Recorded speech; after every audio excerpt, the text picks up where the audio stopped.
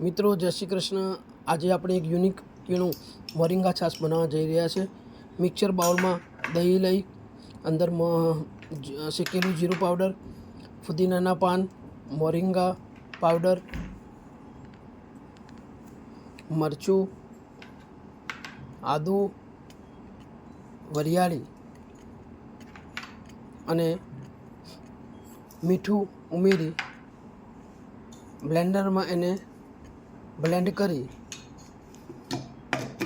જરૂરિયાત પ્રમાણે પછી પાણી ઉમેરો એટલે આપણું આ હેલ્ધી મોરિંગા છાશ તૈયાર થઈ જાય।